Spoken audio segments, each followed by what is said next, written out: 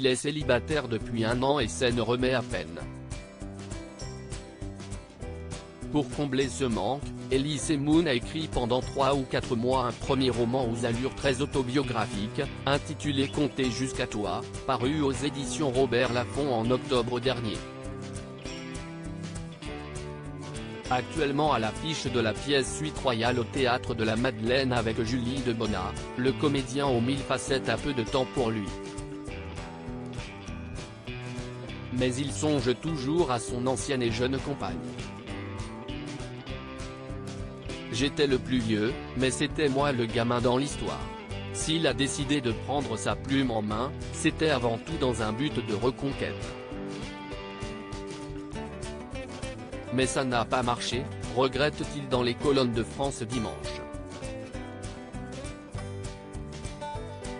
Nous avions 20 ans d'écart.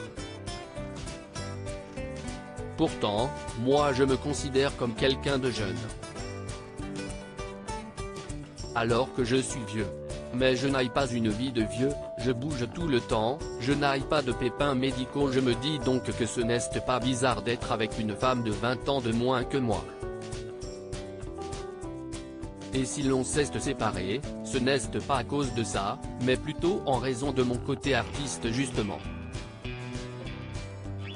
Elle était plus ancrée dans la réalité que moi. J'étais le plus vieux, mais c'était moi le gamin dans l'histoire. Elise Moon est désormais à 2 doigts de passer une petite annonce. S'il estime que leur rupture est encore très fraîche, l'acteur de 59 ans est un cœur à prendre.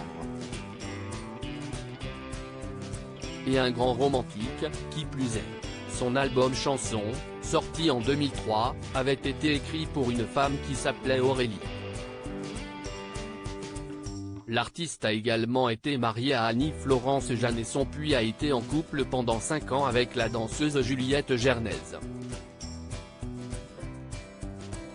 Il n'a, donc, pas toujours été malheureusement en amour.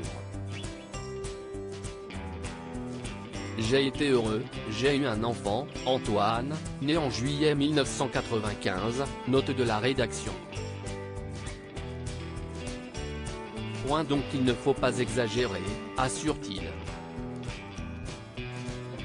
Et je rassure mes futurs lecteurs, ce n'est pas un livre larmoyant.